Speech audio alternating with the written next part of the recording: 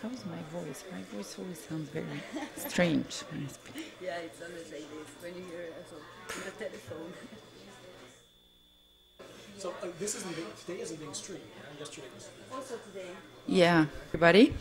Like Albena Vucova, I'm also appearing twice during this event, but I'll do my best not to appear for a third time. I think that the format of the next half an hour includes 3 individual presentations. I will start by talking a little bit about initiative that we have in mind from the JRC in relation to proof of concept funding. Then Andrea from Area Science Park will present a pilot project on a regional network. And Bob Bush will finish the panel by giving some insight and advice on how we can fill the proof of concept gaps in the region. So I'll try to be quick because I had 2 colleagues from the ecosystem yesterday talking about a possible proof of concept facility for the region of the Western Balkans. One was Lisa Cowie, who is one of the key experts of the EU4Tech project that we implement at the JRC on behalf of the engineer. And she was very detailed in her presentation, explaining the outcome of a study that EU4Tech completed on the proof of concept value chain and gaps in the region. And then also Dragan Sojan from the European Investment Bank discussed the market study that has been completed at the bank and how the need for proof of concept funding for the region has been identified as a potential issue that we're facing.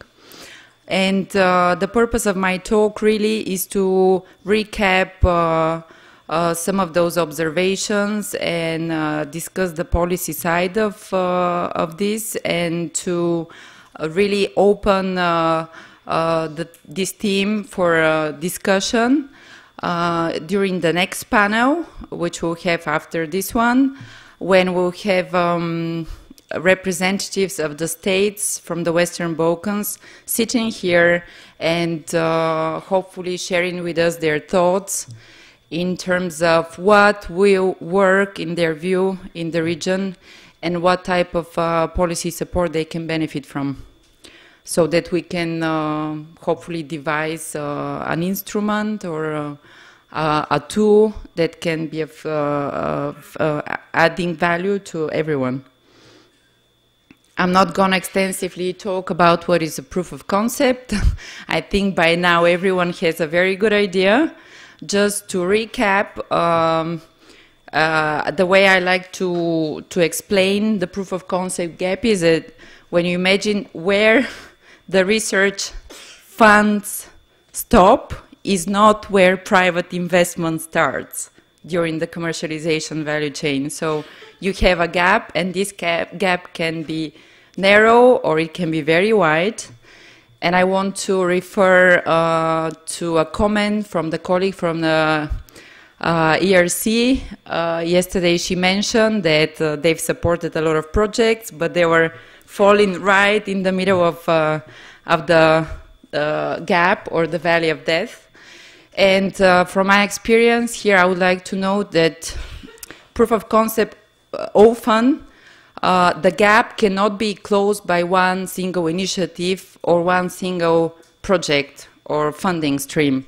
And just to give you an example from my own history, imagine this technology that is an antenna, a receiver that can be used for radio astronomy. The researcher developed this idea. They've done some small lab prototype, some calculations. They think they have something that's patentable, Now what? Do you need funding to create a prototype, a fully functional prototype that you can demonstrate to industry that it works? Do you file for an international protection, go for a filing of a patent, which can be very expensive exercise? Do you bring market specialists to complete a feasibility study to see whether this can actually fit anywhere in the industrial development complex? So clearly you might need multiple series of proof of concept funding to take this to market. So it's something to remember. This slide was already shown, so I'm going to be very quick.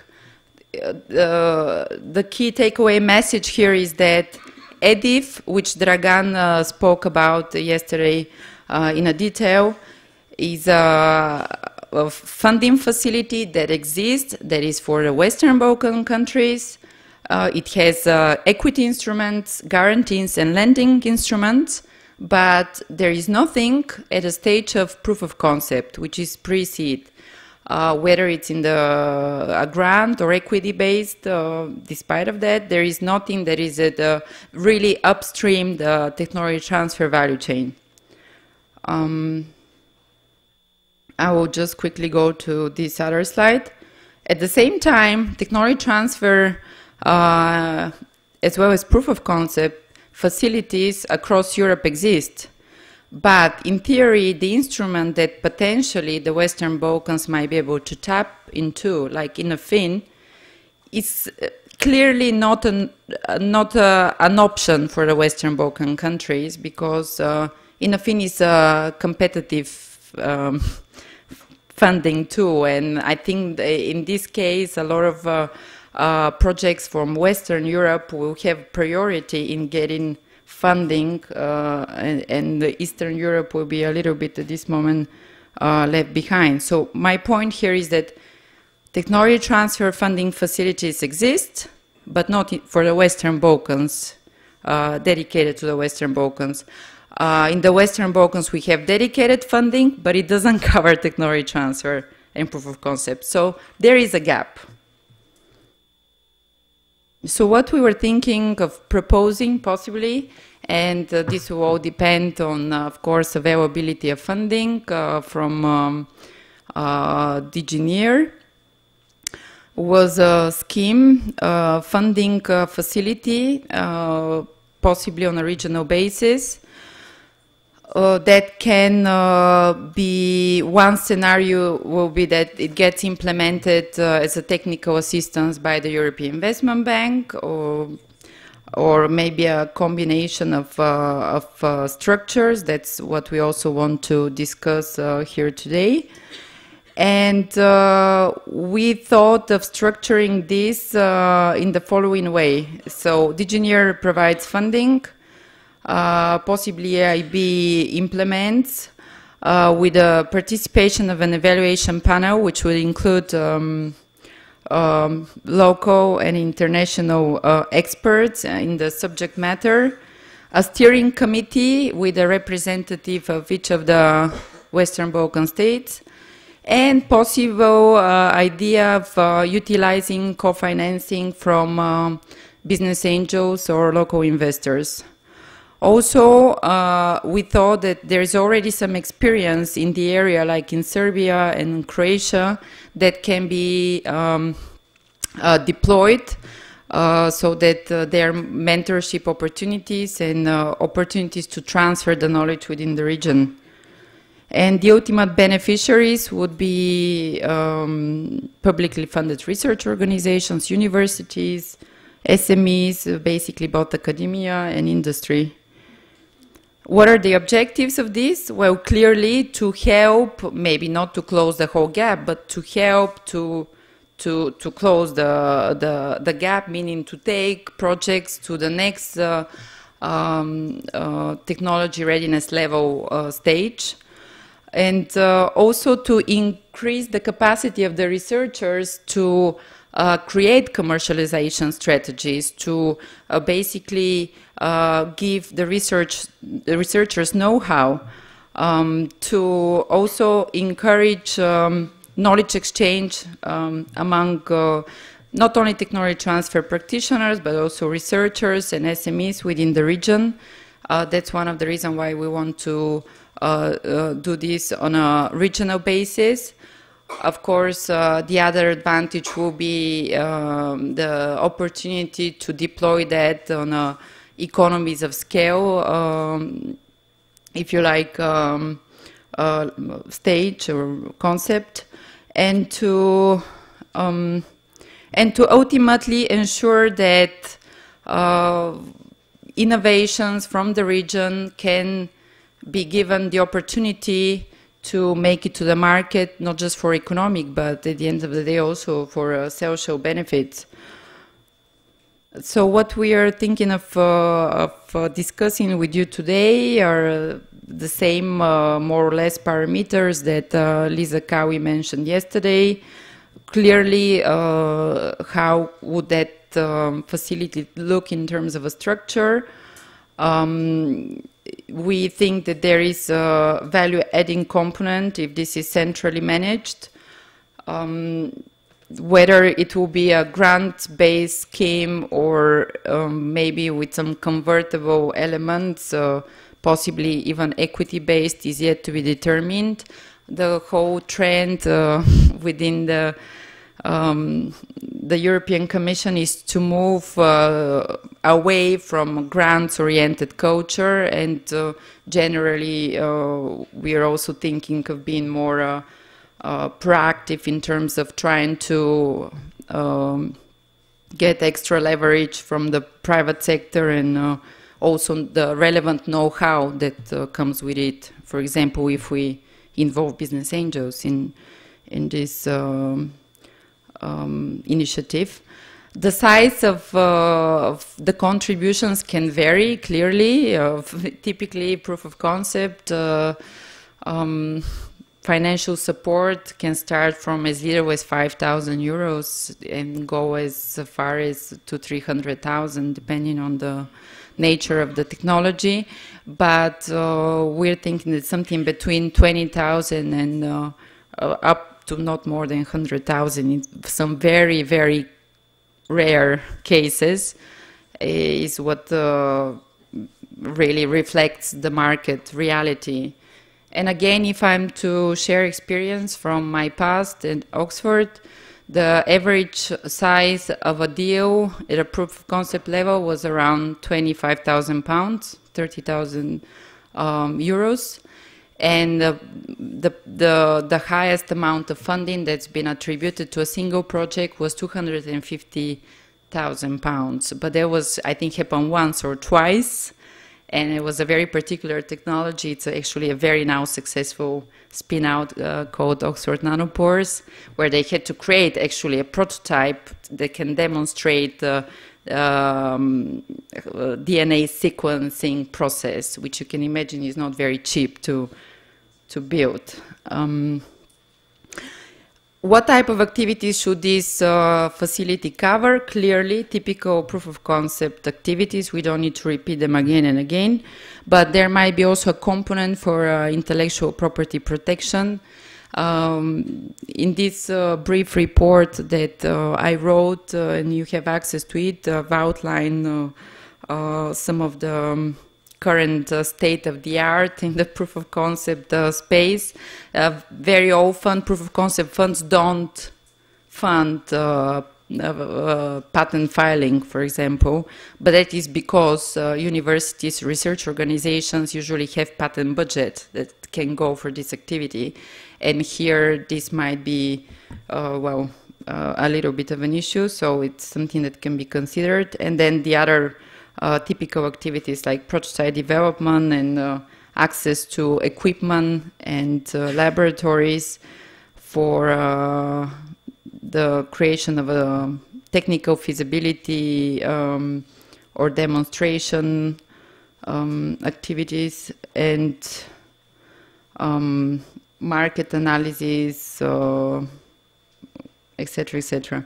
So in terms of the duration, also something that can be discussed, but we thought that 3 to 4 years for the duration of this program possibly run as a pilot program can be something that is also reflecting the market need.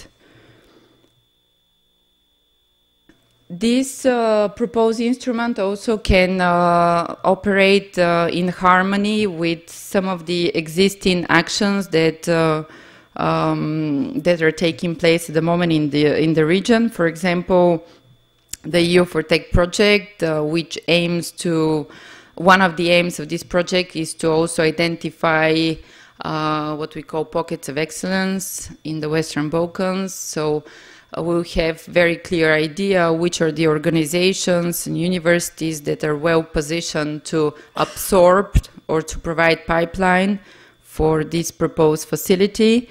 Then we are here as part of this, what we call community of practice. Many of you come regularly to our events, and as you know, JRC have created a very strong network, if you like, which also can be a value-adding component, I believe, to this facility. And also we think that depending on what happens with this proposal and also the actual outcomes of such facility, if and when it takes place, can give us an idea of how we can move this forward and whether it will make sense to have a equity facility around technology transfer for the region as well. So that's it from my end, and I will guess we can take maybe questions now or later after we hear the rest of. Okay, later. Thank you.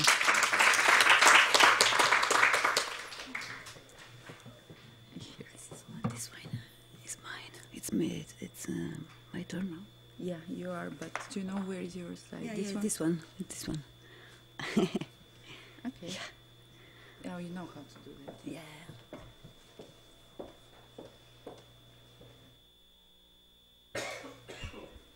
Okay, so hello to everybody. I'm Andrea Stava.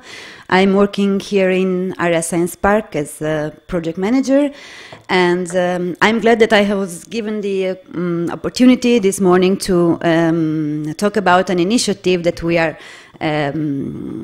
going to run starting with the beginning of the next year.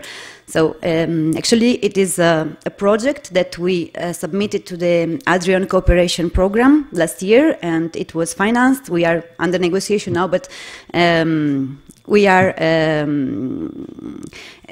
planning it start in the beginning of 2018. The objective of this project is to establish a hub and spoke network connecting innovation support structures in the Adriatic Ionian region. So you can see here a map, a sort of a connection, a connecting diagram where that explains a little bit the idea we have behind this this project. So the project started from a long consultation with our project partners that are coming from this area, especially with the Chamber of Economy of Croatia, the Technology Park of Belgrade, the Technology Park of Ljubljana, the Ministry of Economy of Albania, and the Center for Research and Technology from Thessaloniki.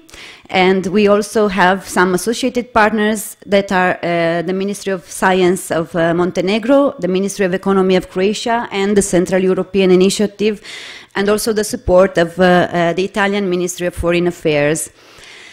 Actually we are tackling different levels of approaching this project that has quite an ambitious objective, that of creating coordinated structure of innovation centers around the Adriatic Ionian area. We are tackling the policy level by involving the ministries, because we need to have their support in order to move the activities, the operational activities, from a strategy, from a political strategy and build upon the smart specialization strategies that are being created or have already been created in this region. So the first step we are going to take is that of trying to coordinate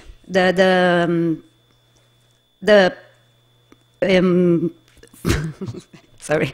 So trying to coordinate the strengths of the regions, of the single area participating in this project, to find synergies and complementarities, and to build our operational activities on these strengths. We, of course, this is a sort of pilot action, because there is not, in this area, there is not a macro-regional smart specialization strategy, but we are, our objectives is that of building one, at least a pilot, that can be, of course, supported by an action plan that is going to give us the objectives to reach in a medium or long-term period. And according to the findings that we are going that are going to be outlined in this macro-regional specialization strategy, we are going to build some specific activities. So yesterday we heard I had different persons asking for a macro-regional proof of concept, but going beyond the Western Balkans. So what we are trying to do is to connect the Western Balkans region with the in this case Italy, let's say. Of course, it is extensible also beyond the borders that you see in these pictures, in this picture. And in order to create those that knowledge transfer from more maybe developed countries, for some point of view, and the less and the countries that need a higher support in developing their innovation potential, because there is a huge innovation potential in all the Western Balkans countries. So, but we are going to run a pilot proof of concept by 2019, so at the beginning of in 2 years, that will involve the interaction between all these countries. So from one side, the partners from Italy, so Area Science Park and the University of Basilicata, and on the other side, the partners from the Western Balkans. The idea of this proof of concept is, of course, a transnational proof of concept that will be based on the innovation networks between these two areas. So I think that it is, yeah, of course, it is a pilot activity. It is limited to this project, but maybe if we can test this operational model, it could be bring in the future to something more structured, more continuative. Together, of course, with the proof of concept, we will start building skills. We want to create a formalized network. We want to create a network which is based on a web platform, so open to these members that are now part of the consortium, but that will be open to other innovation support actors from the region. So you are, of course, invited to participate into this network, because we have to widen as much as possible our range of action and our partnership. And we will start doing also, of course, support activities to the partnership. So to build up those services that are thought to be delivered to companies or to research structures at a transnational level. So our focus is that of supporting transnational innovation, so not focused on the single country. Okay, so we are going to work in building these support schemes because, as we heard before on different occasions, financing itself is not enough for creating innovation. We need to integrate the financing sources into a support system that works very well, smoothly. So this is our idea. Of course, during this project, the whole scheme is going to be coordinated by Area Science Park, and yeah, we propose ourselves like a sort of collectors of your issues, and where we can build the new services to be delivered in this transnational network. So I think this is all from my side, but I'm available for your questions, remarks, and whatever you need. Thank you very much.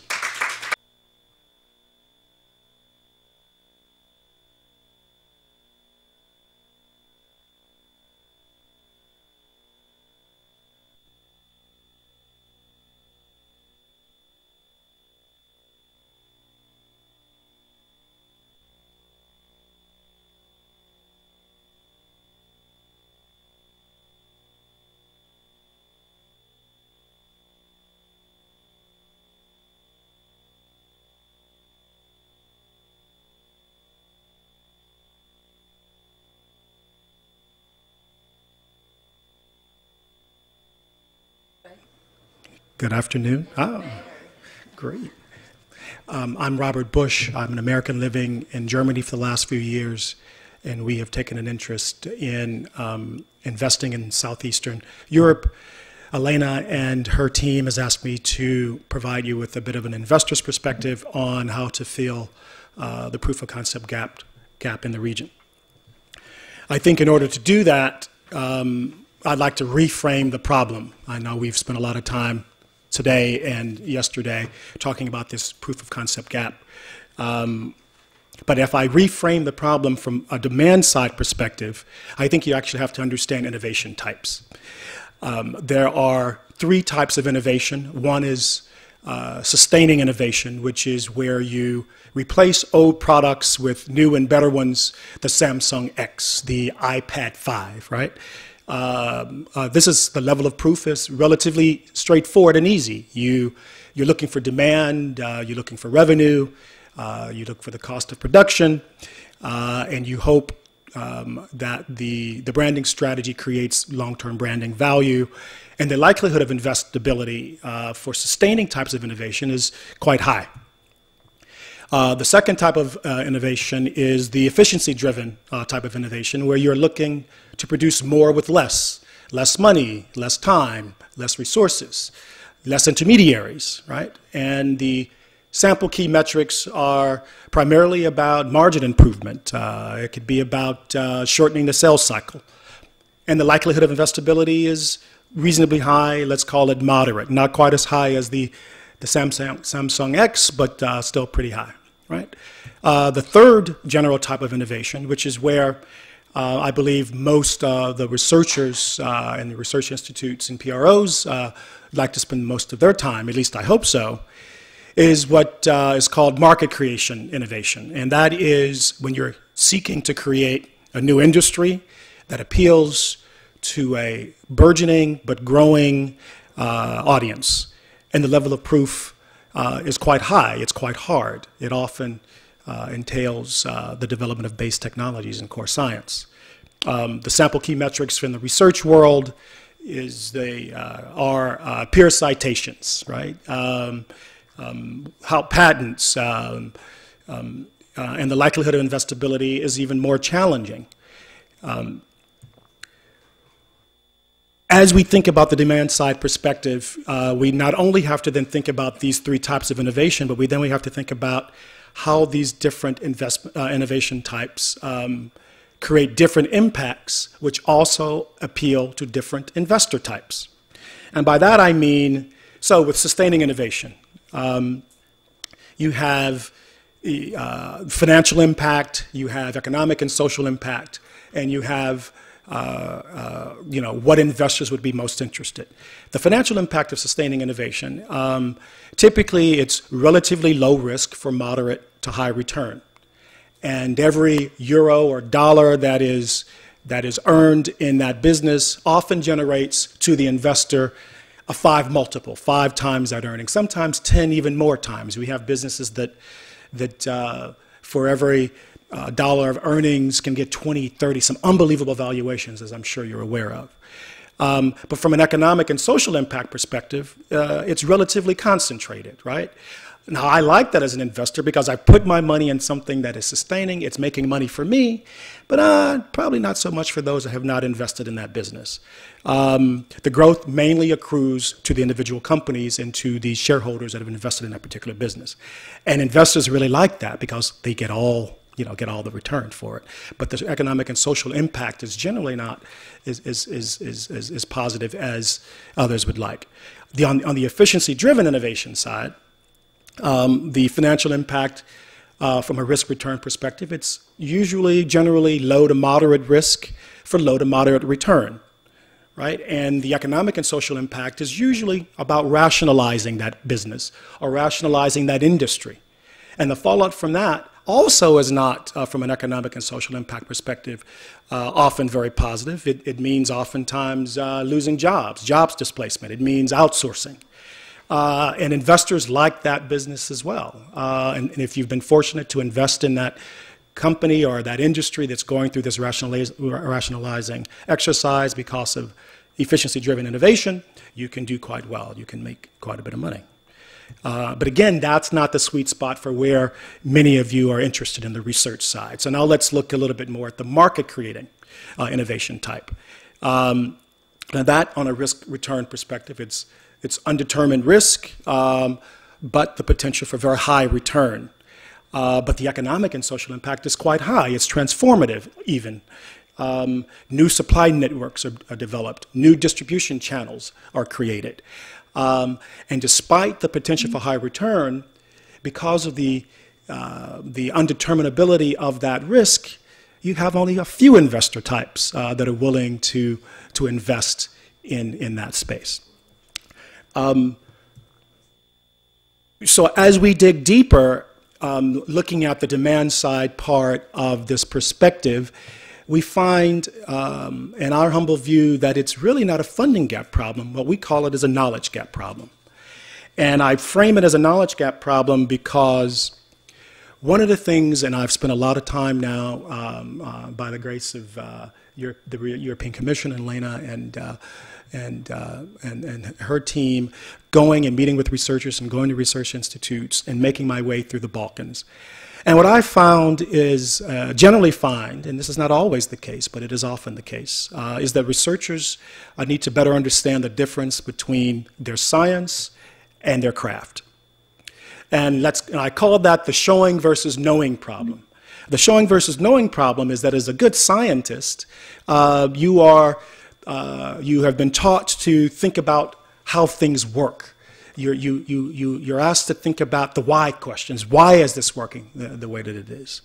But if you're in the business of crafting, you actually think about how things ought to work, not how things work. So the predominant question isn't a why question, it's a why not question. It's a question about vision. It's a question about changing the reality and using what you know to affect different types of outcomes. And that is all the difference from an investability perspective, particularly when you're doing research that has a craftsman's type of perspective to it. And so on the knowing problem side, on the science side, the required skill is methodical rigor, right? Is it replicable? Let me see your data. Let me look at your methodologies, etc. But on the showing side of the equation, the required skill, obviously, there has to be methodical rigor, but the required skill is persuasiveness. And that is why it's more of a knowledge issue than a funding issue. I think, and this isn't really to bash researchers. Another way of saying this is that as a researcher, when you're talking to an investor, remember that you are only as smart as the dumbest person on that investment committee. So now let's look at the problem from a supply side perspective. Certain investor types are missing out on assets that are often cultivated and created in research labs, et cetera, that in fact are in alignment with their missions and also quite suitable for their own portfolio diversification. And so what I've attempted to do here in this chart is to map out, if you'll see running down the vertical axes, we've got financial impact, which we've talked a little bit about, and then economic and social impact there, and then across the horizontal axes, you have the level of economic and social impact interest. And so at the top there, as we attempted to rank general investor types, the late stage VC is very much concerned about financial impact for some of the reasons I've already given you. And very few of them really have as one of their dominant or predominant metrics the economic and social impact of that investment. But on the other end of that scale, right, development agencies are at the bottom there. They put quite a bit of emphasis on the economic and social impact of how that invention or that research. Often that's called jobs, often that's called economic activity, et cetera. And these are things that are driving their economic calculus, and which is why you see an all there. And then you've got a myriad of investor types in the middle, from family offices and endowments and foundations that are somewhere along this spectrum. Now, I've put it in this way, but you know, depending on your region and depending on your perspective, you may order these slightly differently. But for the most part, I think the guys at the top are at the top, and that's clear. And the guys at the bottom, meaning that the economic and social impact is more important than the financial impact, are at the bottom. And so as we've tried to map this and get to the question of, once we recognize that there is a knowledge gap type of issue and and how do you attract more capital, we realize that there are investor types that should have a higher level of economic and social impact interest, that are in fact long-term investors, but are underrepresented in what I will define as an asset class, the pre-seed asset space. So what is a solution, right? A solution, when I looked at, and I've been fortunate to have looked at a lot of grants. I do some work for the European Commission with the Horizon 2020 program. I have looked at many grant applications for some regional development agencies and some international, transnational development agencies. And so when I look at those grant applications, I have a couple of takeaways from that. One of them is particularly when you're looking at the market creating innovation space. And again, as we try to align that with the different types of impact, one of the issues is around how do you segregate your grants. All grants are not created equal. There are grants that really are about pure research. There is no interest and there is no likelihood of being able to define the commercial appeal of that science. It's very, very way too easy in that process. The potential for financial impact is really difficult to determine. But there are other types of grants that financial impact can, with a little bit of rigor, be determined. At least you can come up with a methodology or process for determining the potential of that financial impact. And so what you have to do is you segregate your grants based on the type of impact that you think it might have, as well as the type of investors that you think that should be attracted to supporting that grant, either as a co-investor or as a follow-on investor. Additionally, we think that, and this came up in, I woke up this morning feeling a little bit Scottish because I enjoyed the comments from my panel colleague yesterday with regards to integrating the academics and more stakeholders very earlier into your discussion, into your evaluation stage. And that's also one of the conclusions that we draw from some of the work that we're doing in looking at the space. And so part of that then means that you have to have different metrics, right? As we spoke earlier, the old metrics of patent citations and peer reviews has its value, but a new metric really has to be how do you quantify and score, and this is also something that we just discussed by the previous panelists. How do you score more of a collaborative or interdisciplinary element into that grant, into what you're going to track and monitor. And so interdisciplinary collaboration is very important, and there are some relatively straight ways, simple ways of scoring the extent of that collaboration. But I suggest that the higher that interdisciplinary collaboration and the earlier you get bring in a holistic approach to your evaluation and your managing and your monitoring, et cetera, the more likely you will actually have something that the market wants. So in replacing patents with test beds, we think is a way to do that. And I've separated here this concept of sequential research versus consequential research. And sequential research is what in many of the business plans and the grants that I've looked at, et cetera, where first we do this, and then we do that. First, we make sure the science is right, and our peers agree that the research is sound. And then let's go and see if we can get some money for it. Or then let's sort of figure out how we can come up with an application that may or may not be suitable.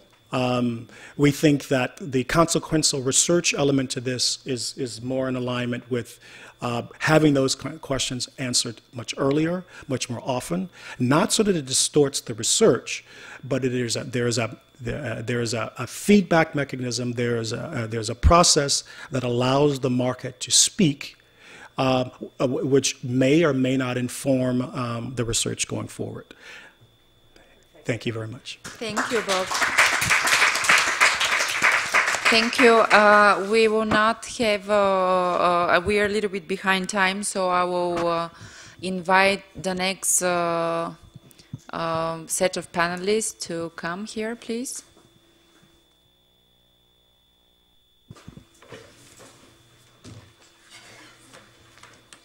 We didn't have time for questions.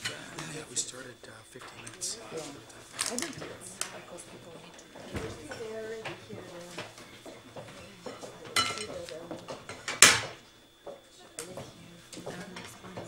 Okay, I don't see them, but I don't know where they are.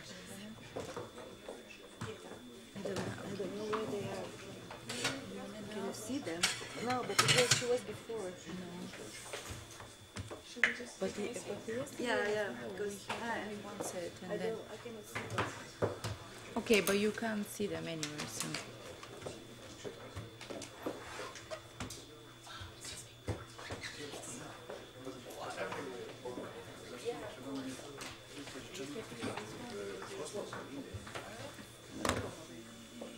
Maybe also. Oh, just.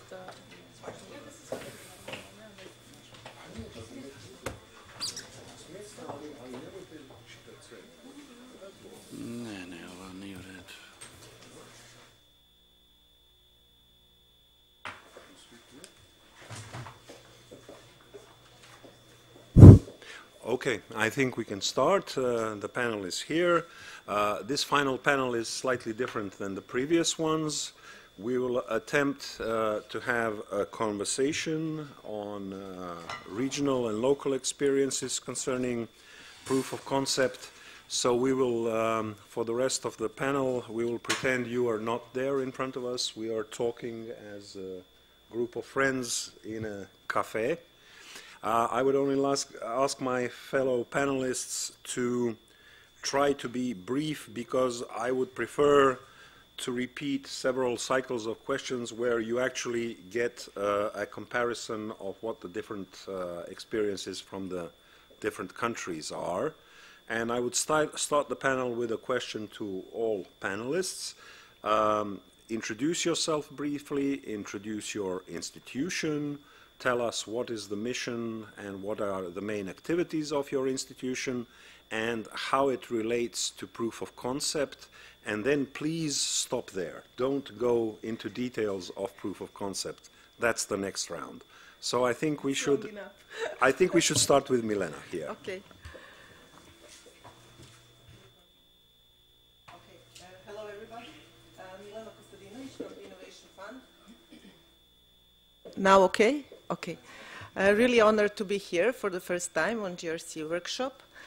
As you know, the director of the Innovation Fund, Mr. Ivan Rakonjac, had to cancel at the last moment. He's really sorry. But at least I look better than him, so I hope you will enjoy. Mlađan, my colleague, he already introduced you with the Innovation Fund activities. I will briefly repeat. Mainly, we are a relatively young institution, started to operate 6 years ago, 2011. And our main role is to support innovative entrepreneurship in Serbia through supporting establishment of new companies, new innovative companies, and supporting already established companies by providing various financing support to them. On the other hand, we are not dealing only with the companies, with the SME sector. We are also supporting creation of collaboration between research and development institutions and private companies. In that sense, we have developed so far 4 programs. Mlađan in the first panel already described you our program relating to technology transfer, so I will not take your time on that program. I will try briefly to explain you what you are doing in another 3 programs. And I will divide in 2 parts. At the moment when we started to operate, we developed 2 programs meant for innovative companies, mini grants program and matching grants program, which were piloted through IPA 2011 from pre-accessive funds of the European Union, with the huge support of the World Bank. And first program, Mini Grants program, aims to support early stage development in startups. And it's meant for companies who are established for a maximum 3 years at the moment when they apply for financing in our institution. Through this program, we are providing grants to companies, startups with a maximum amount of 80,000 euros. There is an obligation for companies to co-finance their projects with at least 15% of the total project cost. What is specific here, and for all other programs that I'm going to explain, there is a 2-layer evaluation process. And yesterday, a couple of colleagues have also explained how they evaluate the projects that are coming to their institutions. And what I concluded, usually they're externally, it's externally based evaluation. So far, this 2-layer external evaluation done at the Innovation Fund is working really well. Actually, in the first phase of evaluation, when the project comes to our company, there is a peer review done by at least 2 international peer reviewers. Upon this phase, there is 5 international committee members that are getting firstly to the pre-selection phase. They're having the decision on the pre-selection of the projects, and at the end, they're making their final decision. Through this external evaluation of the projects that are to be supported, we really have built our reputation.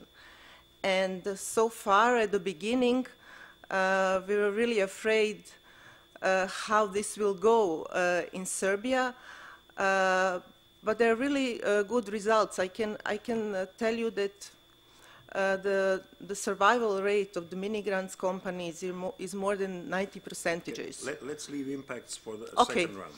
Okay. What I want to point here is through the mini grants program, we are also supporting proof of concept activities although, as Mlađan said this morning, we do not have specific proof of concept program as such, but through mini grants program, this activity is eligible to be financed apart from the others. I will go briefly through the matching grants program as well.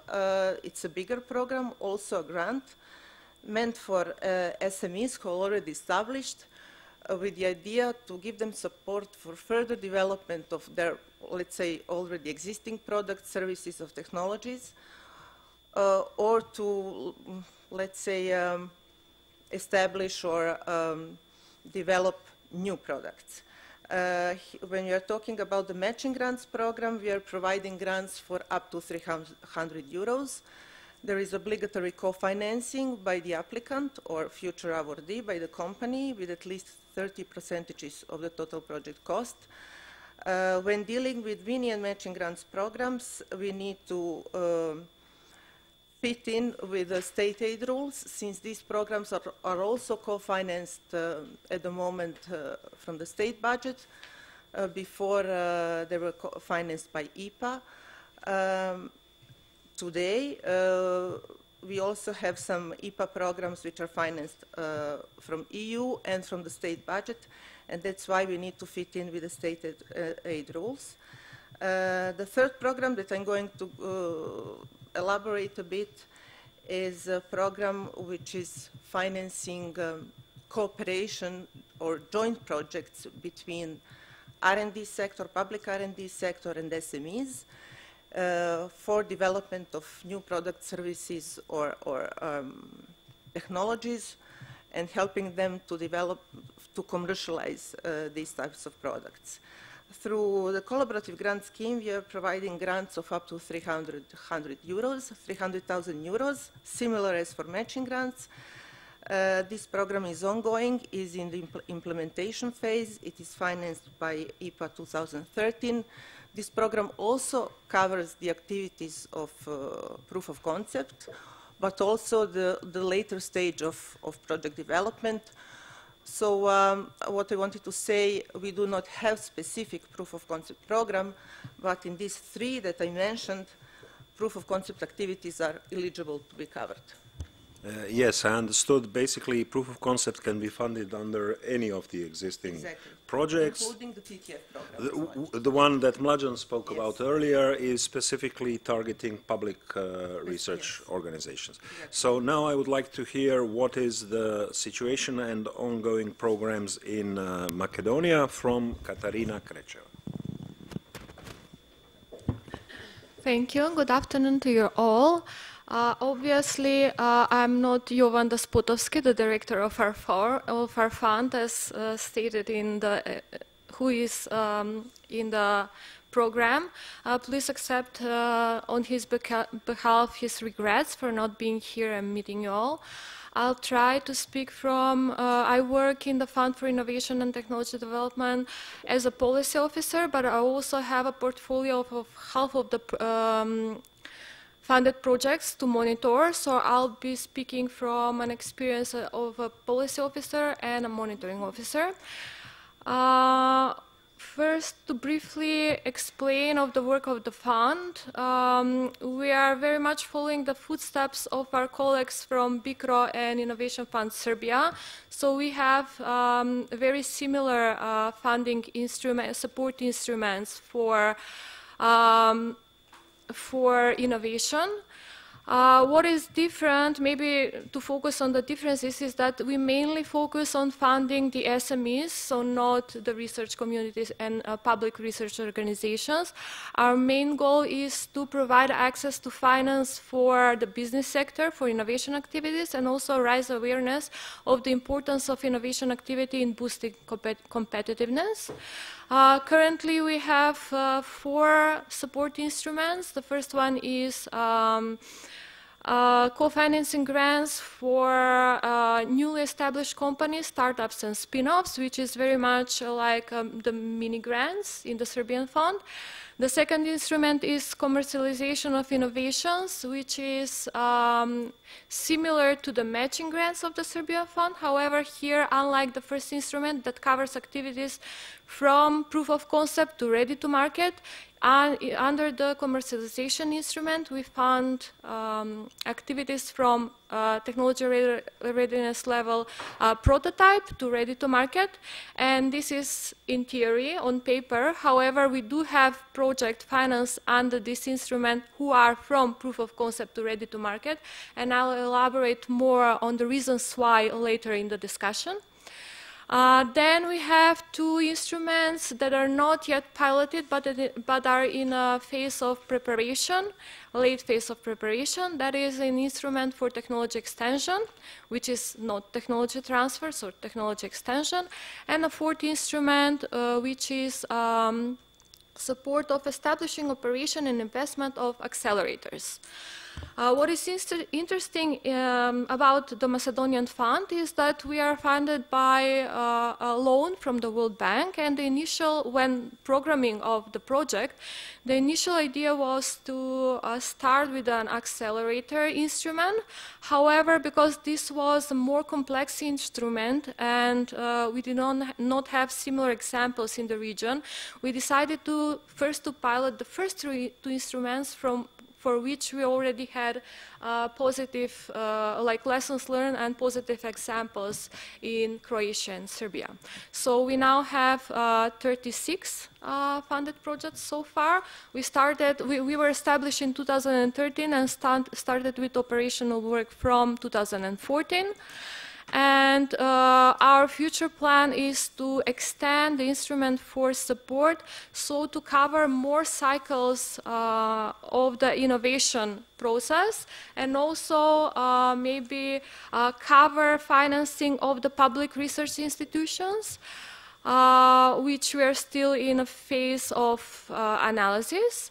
And this is why this discussion is very fruitful, very useful for us to see what is out there in the region, but also to see regional initiatives, because I think it's very important for us to embed our instruments in the existing policy mix, but also to embed the initiatives such as the regional proof of concept fund in the existing policy mix of national and other regional initiatives. Thank you. Thank you, Katarina. Same question for Biljana Vojvodic from Bosnia. Thank you. My name is Biljana Vojvodic. I'm Assistant Minister for Technology in the Ministry of Science and Technology of the Republic of Srpska. At the beginning, I would like to greet you all on behalf of the Ministry, and I would like to mention that the Ministry of Science and Technology of the Republic of Srpska is not the only ministry in charge for science and technology in Bosnia and Herzegovina. According to the Constitution of Bosnia and Herzegovina, education, science and technology are in competence of cantons and entities and Brčko district. So there are cantonal ministries, entity ministries, and also there is a Ministry of Civil Affairs with Department for Science and Culture with the coordinating role in activities of science in Bosnia and Herzegovina. Taking into account that I come from the Ministry of Science and Technology, I'm going to talk a little bit more about activities in Republic of Srpska. First of all, the Ministry of Science and Technology is a small ministry with two sectors, but there are separate institutions within the Ministry of Science and Technology with responsibilities in specific areas of scientific and technological development. They are Agency for Information Society, Scientific and Research Network SARNET, and also Innovation Center Banja Luka, ICBL. I think that the last one is of special interest for this workshop because they have activities related to the technology transfer and business incubation. The Innovation Center Banja Luka, I would like to mention the Director of Innovation Center Banja Luka is here with us, Drago Gverić. Was established in 2010 as joint project between the government of Kingdom of Norway and the government of the Republic of Srpska. Founders of Innovation Center Banja Luka are Ministry of Science and Technology on behalf of the government, City of Banja Luka, University of Banja Luka, University of Sarajevo, and Agency for Small and Medium Enterprises of the Republic of Srpska.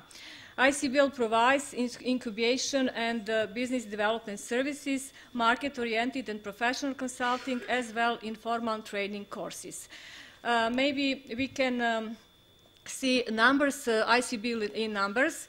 In past 7 years, 204 business ideas were received in business incubators with 79 supported teams and 35 supported companies. And the most significantly, 258 newly employed in that companies. Also, I would like to mention that in 2014, as a part of Innovation Center Banja Luka, was established a Technology Transfer Center.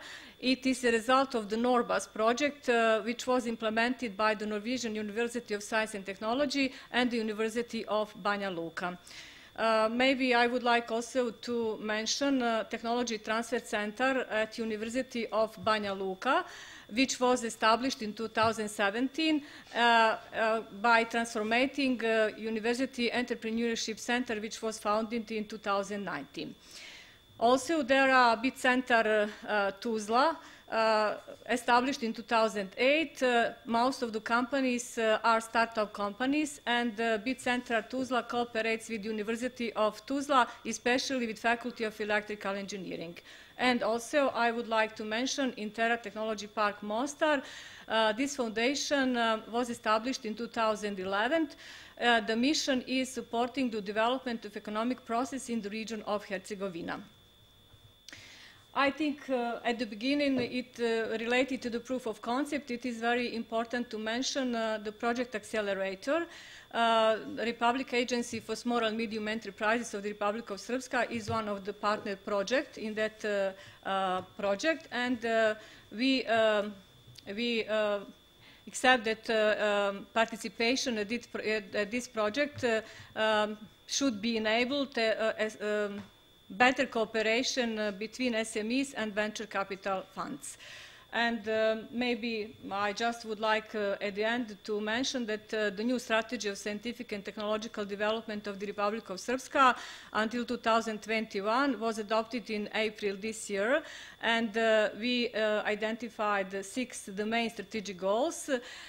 Improving research quality and scientific excellence. The second one, increasing the internationalization of scientific and innovation, improving cooperation economy and industry with the scientific community, creating conditions for increased investment in science and innovation, development of human resources, and I also would like to mention Vanja yesterday said that just Serbia and Montenegro introduced smart specialization. Also, we introduced as our strategic goal introducing smart specialization, and we identify 4 priority areas: ICT, energy development, food production, and creative economy.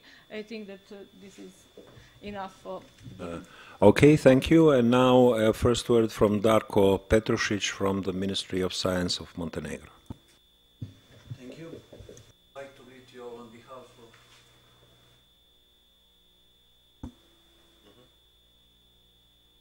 of... Hello, everybody. I would like to greet you all on behalf of Ministry of Science from Montenegro.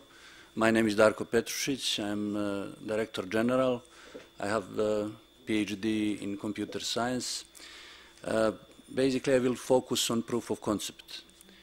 Ministry of Science accepted the model, triple helix model, and basically our strategic goal is to connect science and industry. With that regards, we have a couple of initiatives.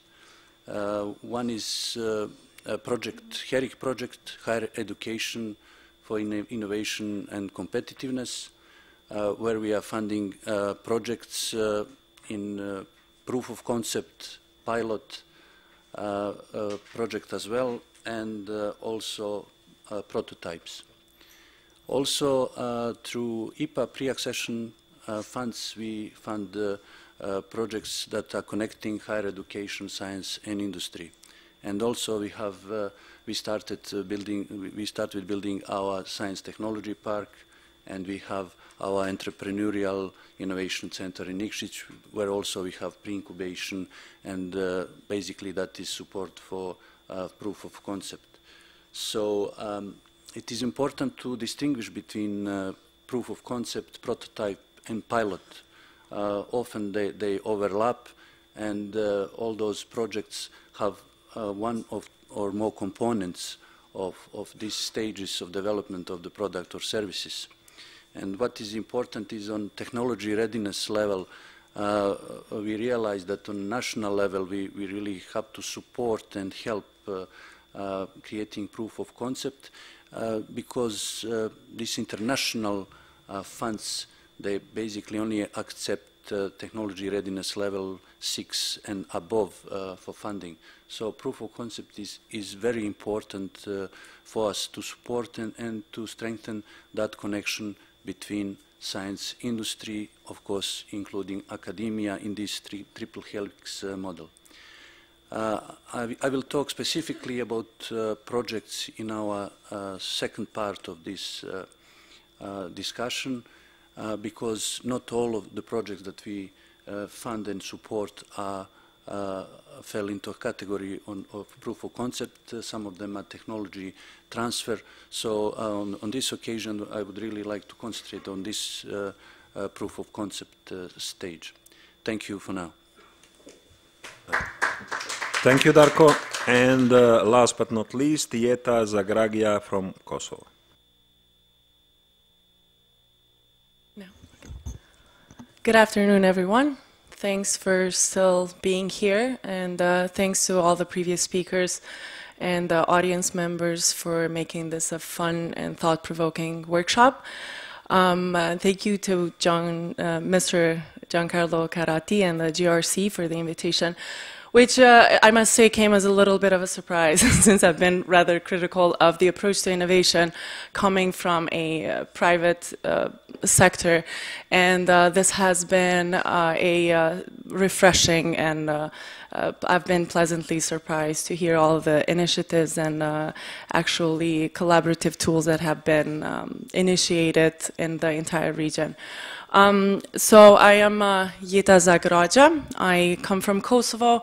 I'm part of an SME, an ICT company in Kosovo, who which was established in 2003.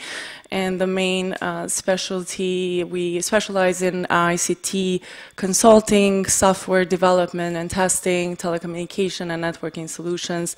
And we have spin-offed a vocational 2-year ICT school, vocational school. I am also part of the Innovation Center of Kosovo, but I think for a more concrete project, what we're doing with the company and the Innovation Center, we'll speak on the next round. Is that correct, Darko? That's right? Yes, exactly. Okay, thank you. So, after this introductory round, I would like to get into the heart of the matter. So my question would be a kind of list of impacts and outcomes for those that have actually been implementing proof of concept programs. For the others that don't have the direct experience, I would actually ask them to comment what they think and to find a connection between the proof of concept program as such and existing programs in their own countries, and a comment on if they see potential for development of such a program. So we'll start first from the two ladies who actually have direct experience in running such programs. We would like to hear something about the outcomes and the impacts. So first, Milena. Thank you. As I said, we had experience with 2 programs supporting SMEs and 1 program supporting joint projects coming from SMEs and the public R&D, all of them including proof of concept activities. I would firstly maybe share at the beginning with you what were, let's say, issues, problems, challenges at the beginning when we were launching these programs. Firstly, we were afraid about the pipeline And for instance, when we published our first call for mini-grants program, we received only 58 applications. And in order to compare, 60 years later, in our latest call this summer, and at the beginning of September, we received 237 applications. Although we had a second problem in between this period of time, we didn't have the continuity in financing, which could cause loss of reputation that you already have established during your piloting phase. You already had some results, and then we had a couple of years with no money to further continue supporting SMEs through our mini and matching grants program. But luckily, there is a huge pipeline, I think, in Serbia for these types of programs. And if you ask me about the pipeline for these programs, including, let's say, proof of concept for SMEs, I would say that there is a pipeline in accordance with the experience that we have passed so far. I could also share with you the information that our advisors 2 years ago, together with the World Bank, estimated that the Innovation Fund could easily allocate 6 to 8 million euros per year by implementing mini and matching grants program. This means in numbers of projects to be financed between 30 and 40 projects together per year. So to compare with the proof of concept for SMEs, I would say that there is a pipeline. On another side, we would really, as Innovation Fund, would keep this existing program, so we need to be very careful if this regional proof of concept is to be established, so not to be competitive to our already established programs that includes proof of concept activities as well. The other problem that we have faced at the beginning was that there was some kind of distrust to the Innovation Fund because it is a public entity, and in accordance with the experience with other public entities at the beginning, the potential applicants did not trust that it is possible to get a grant, not so small amount of grant, through international evaluation process. But by applying this two-layer international transparent evaluation process, we have built our reputation. So at the end, I can conclude with this field of problems. We really have built our reputation, and what is important, we need to keep it for future. So if I can, let's say, suggest or maybe compare, maybe it's a good idea to have some external panel for proof of concept program as well, this new one, regional. As for good things, I already said two-layer evaluation process, which was transparent, and potential applicants really, that's my impression, really trust us when we present our programs and when we promote our public calls. We also faced with the administration, and at the beginning, the application documents were pretty, I would not say complicated, but there were a lot of things to be filled in over the application process, so we have simplified the application process. So at this moment, almost, let's say, 90% of documents are submitted electronically through our portal. So maybe it would be a good idea to launch this regional proof of concept program through this electronic way of application. But you need constantly to work on, to simplify and to adopt the documents, the program, to the final beneficiaries. Also important element is mentoring. We also introduced in our programs, let's say, 1 week of mentoring or boot camp. In the first quarter, when we signed the finance agreements with our Ds, we are organizing 1 week of coaching with them in a various field, which is done by external experts in the field of IP protection, business development, access to finance, etc. So it's a good start for them to implement the projects which they want. It's also very important to have an accessible platform or the whole program to be really easily accessible to all interested applicants. And you also need to have capacity as an institution. If implement, for instance, proof of concept, the institution needs to have a capacity to implement that and to sell, let's say, sell this type of program to potential beneficiaries, and you need to have a professional team. What I like, for instance, from Croatia, that they use these supporting centers. Maybe it would be good to collaborate with the Science and Technology Park, with whom we have really good cooperation. Just a topic to think about that when I talk about Serbia. To conclude, maybe at this moment we are more in favor for a proof of concept for public R&Ds. Definitely there is, I think there is more space in that area. We would really like to keep our existing programs, which are constant programs at the Innovation Fund. And in the end, I would just say that in accordance with our latest strategy, Research for Innovation, 1620, there is one goal. It says that the proof of concept is to be piloted by several public entities, public R&D organizations, in the second year of strategy implementation. So I'm just saying that I think we should need to keep that in mind as well. Just a note for all of you. Thank you. Thank you, Milena. And now Katarina with her direct experiences from the two grant funds in Macedonia, which are not explicitly PoC, but include PoC, as I understood. Yes. So our experiences are to some extent similar to the Serbian fund. However, we do have some differences, and I'll try to contrast and compare.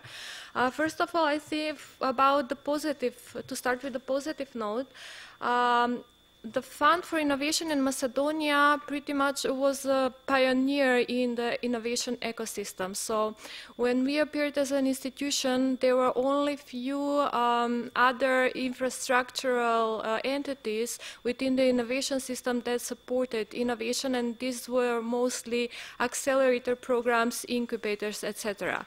So we were the first one to provide access to finance actually grants for innovation projects, which, as you probably assume, was very well accepted both by the academia and the private sector.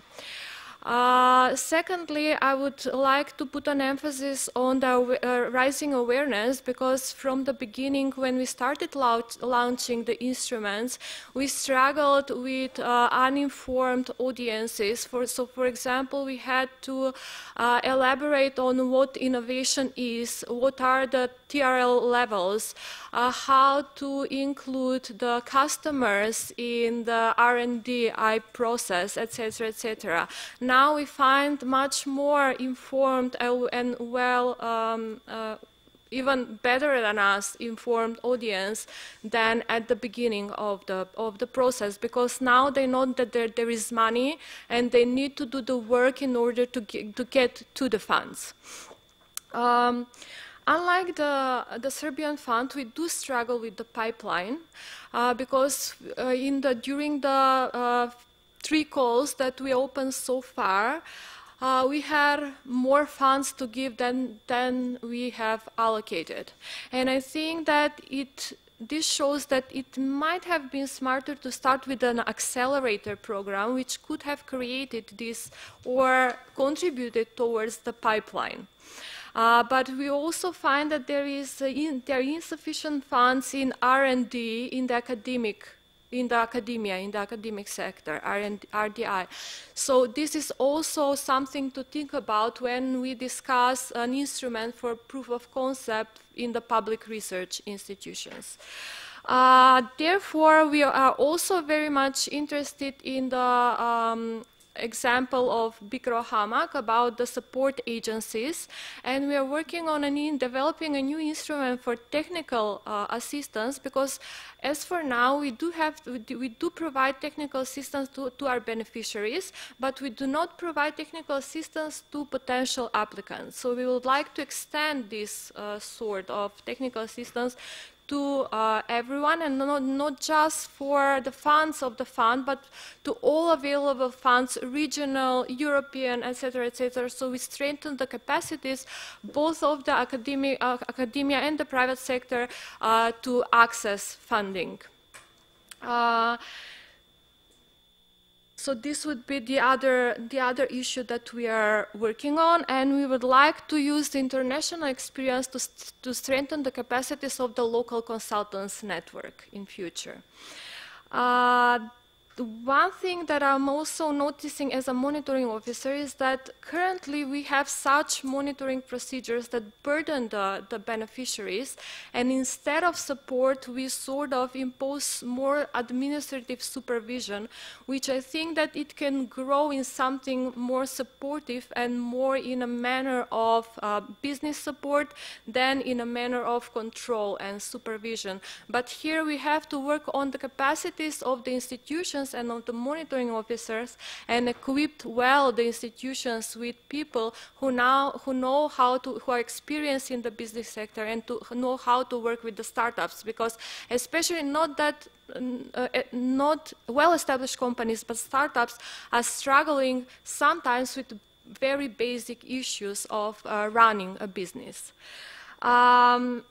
Another issue is the fragmentation of the support in the innovation ecosystem. So I've mentioned that we offer several instruments, but they're far from covering of the entire cycle of the innovation process. So here we have much room for improvement and much room for other funding institutions as well as other form of innovative infrastructure to think about both local and regional. And last of all, I would like to mention our experience with the selection of the projects to grant. We also have external committee for approval of investments. This is an external body that consists of 5 experts, which are all international and are selected upon an open call. However, I think that the biographies and the preferences of the committee members have much impact on our projects and the success rate of our projects, because most of the members of the committee come from the business sector, so they are also investors.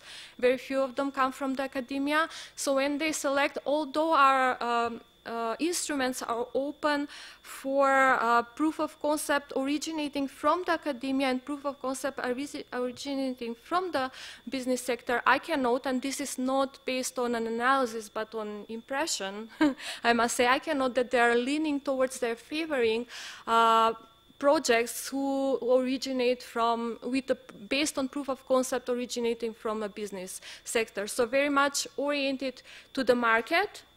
When a project originated from academia wins a grant, this is mostly due to a strong IP positioning. So here we have room for introducing a new instrument for proof of concept for technology transfer, which is oriented towards the public research institutions. But I will also agree, because we are all already working on the development of such an instrument, I also agree with my colleague from Serbia that the regional fund would need to complement the local initiatives and so on. So I think I took too much time, so I will stop here and leave. Okay, thank you, Katarina. And now, for a slightly different perspective, I would like to ask Biljana, does she see a need for proof of concept in Republika Srpska? Who would be let's say, the implementer, the agency that would actually be providing it? And perhaps, are there other priorities which are much more important for you than proof of concept? Is there anything else that you think is very relevant that we are not addressing here? Thank you. As I said, there are no specific instruments and programs related to the proof of concept in Bosnia and Herzegovina. Maybe it is interesting to say that according to the Global Innovation Index, ranking 128 countries in 2016, Bosnia and Herzegovina ranks as 87th, while in 2015, Bosnia and Herzegovina ranked as 79 out of 141 countries. Bosnia and Herzegovina has exceptionally low grades in the area of innovation and business sophistication, and this situation is a result of pure commercialization of research results, underdeveloped human resources, and underdeveloped business research sector. So we identify our strategic goals, as I said, and first of them is encouraging improving research quality and scientific excellence. We plan to establish Innovation Fund of the Republic of Srpska by the end of 2018. Of course, this conference and presentation yesterday and today's are very useful for our consideration of the concept of that fund. So I think that we are thinking about proof of concept, about introducing proof of concept in our innovation system.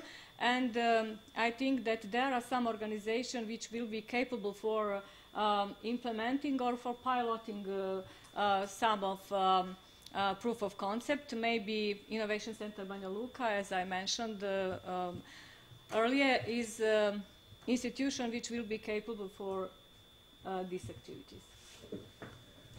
Is there, let me just repeat the other question, is there anything that you see as more urgent for your specific situation than a proof of concept?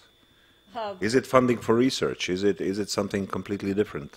Yes, I listed our strategic goals because first of all, we have to improve research quality and scientific excellence, because our scientific productivity is very small.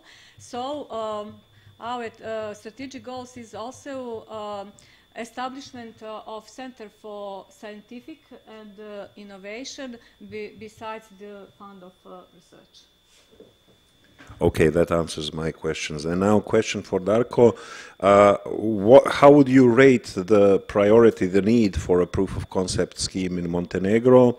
Who would be the institution, let's say, implementing it? And are there other things which you consider more important in this moment?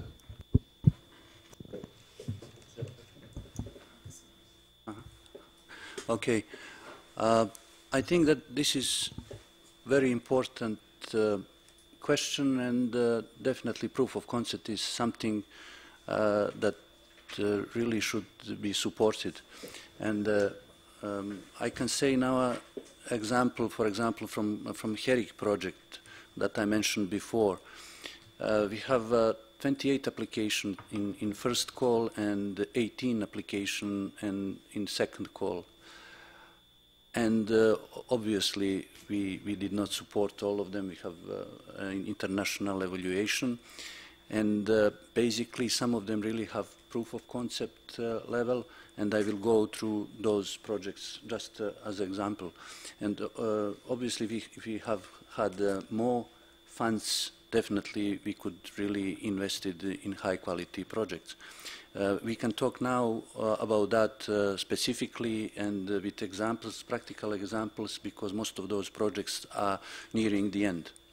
So I will just go through the projects that are proof of have component, strong component of proof of concept, and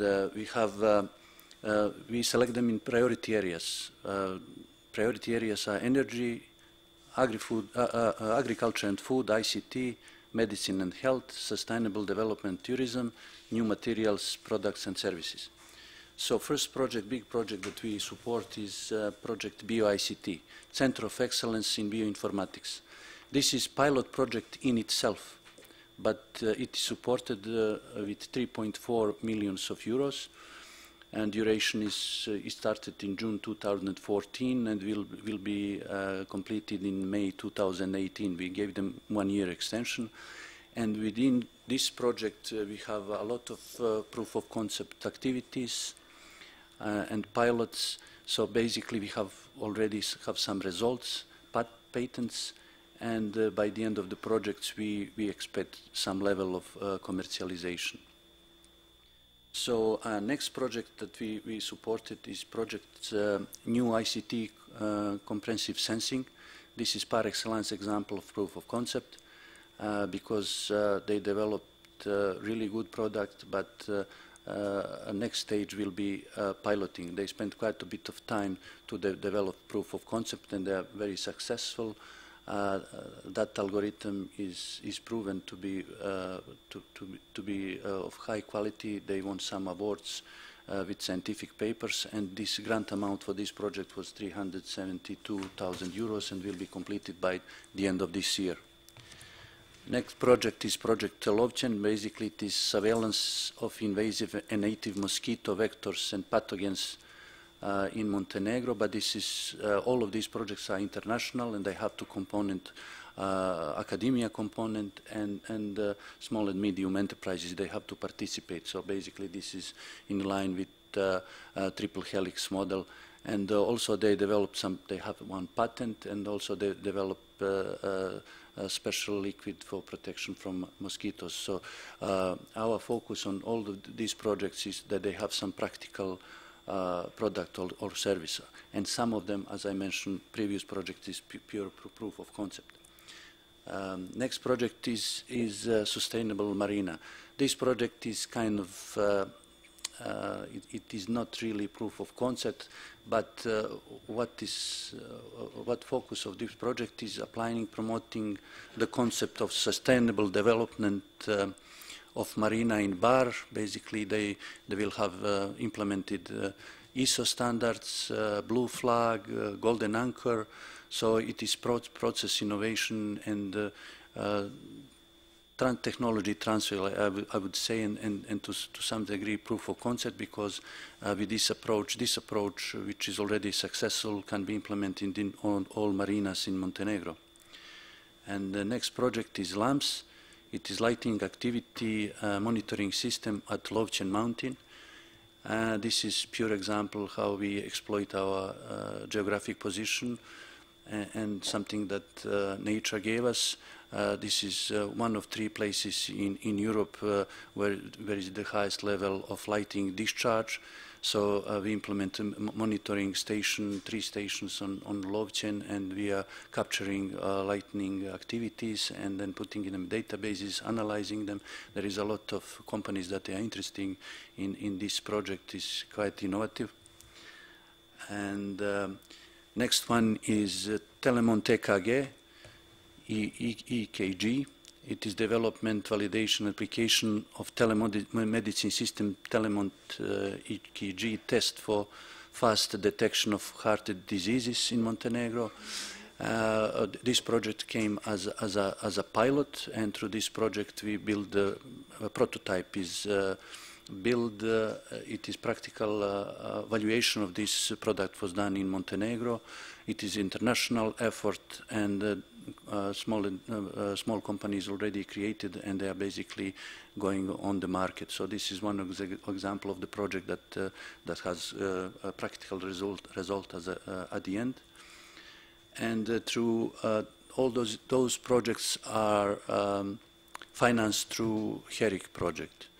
And the next example is project that is co-funded by European Union, and that is IPA, Instrument for Pre-Accession Assistance. That is IPA for Human Resource Development.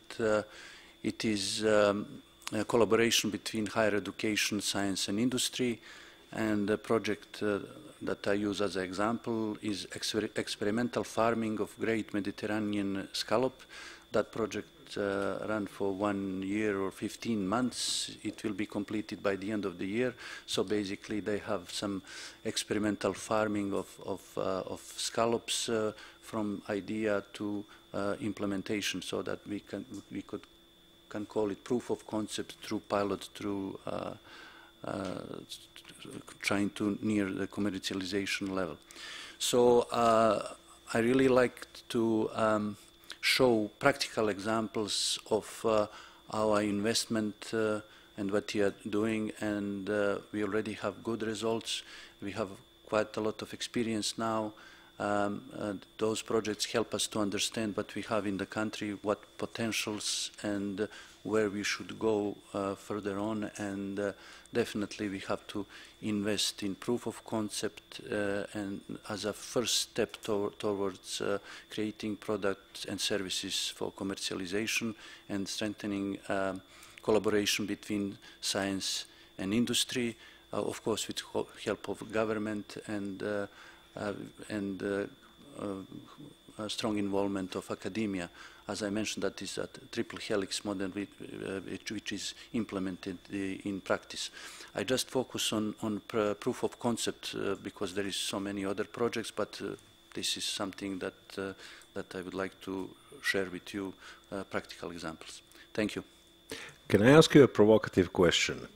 Yes. If I were to ask you, how much money can you absorb in proof of concept in 1 year? What would be your answer for Montenegro? Practically speaking, we invested 6 million euros for 3 years of projects. That is absorption rate that we have for the project that we selected, because that is our budget.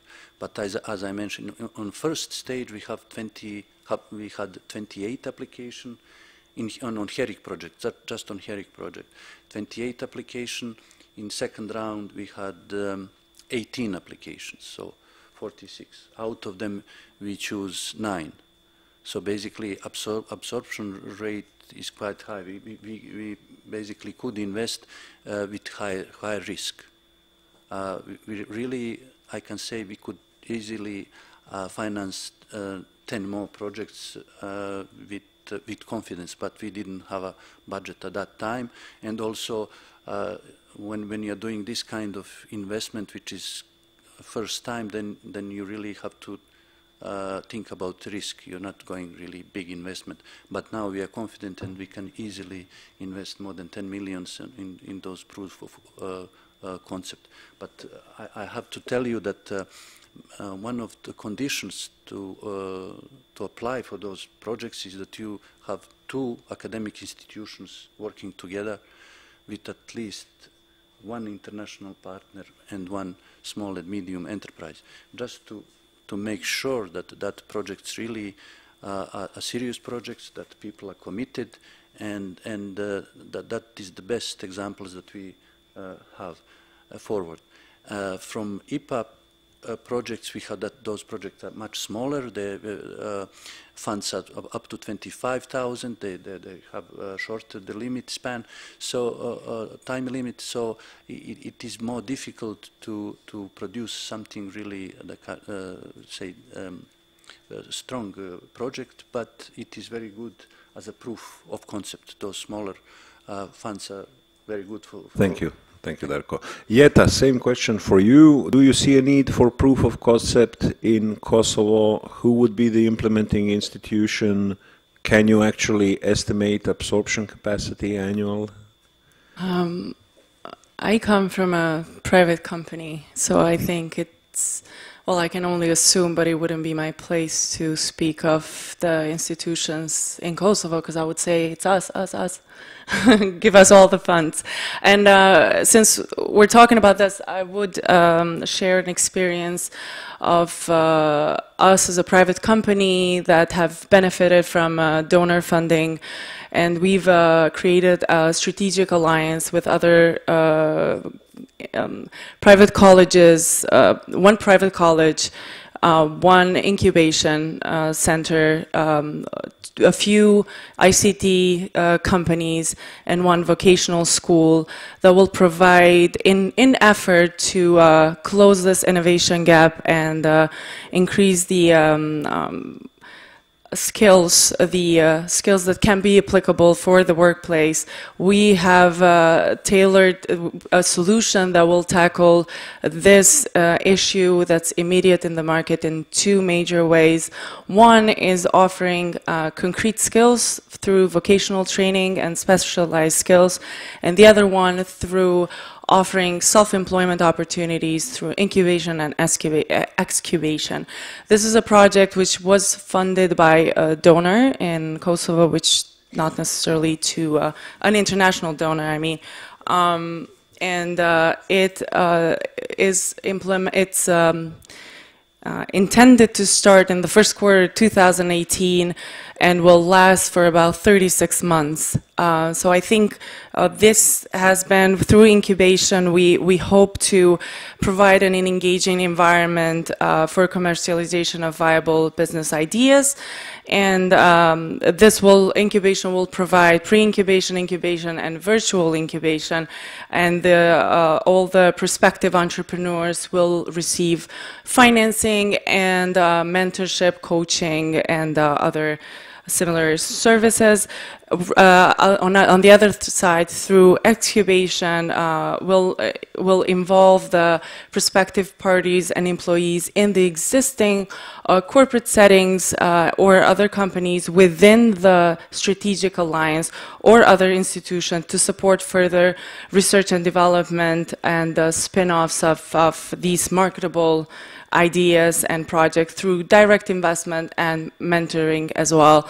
I think proof of concept, to go back to your question, Darko, because this is, as I said, it's not an easy question to answer for me coming. I'm very much focused on the company. I'm as a business development person. But I think proof of concept is definitely lacking in Kosovo, the funding on this stage. There is some existing, but maybe as we have seen during yesterday's presentations and today's,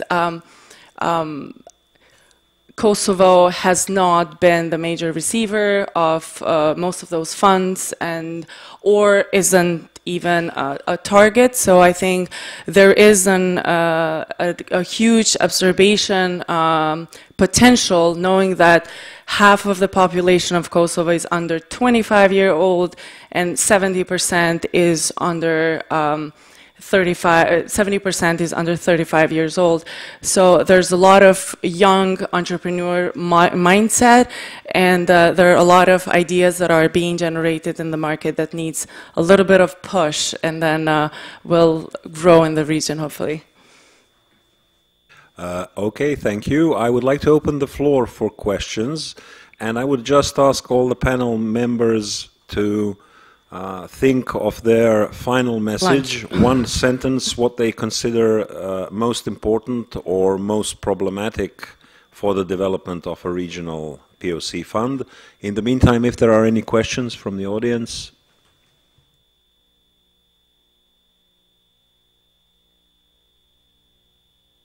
Okay, hello everyone. I'm Natasha Skoko, coming from ICGB here in Area di Ricerca. So I'm working in Biotechnology Development Group, and we are developing technologies for production of biopharmaceuticals. We are dealing with technology transfer with the developing countries, so we hope that this part of the Balkan will be our next target and the place of interest where we can transfer the technology. So my question would be, like, all these fundings could, and I hope, if I understood well, can include also technology transfer from the international institute like ours. So our expertise maybe can help in some of these programs and some of these proof of concept financing in all these countries. So if you can confirm me that, and I hope that also the future funding can include this type of financing. Thank you. If I understood correctly, you're asking if you can apply for this funding. Is that it? Help with our expertise. Definitely, but I think probably the actual formal applicant would have to have residence in the Western Balkans. Okay.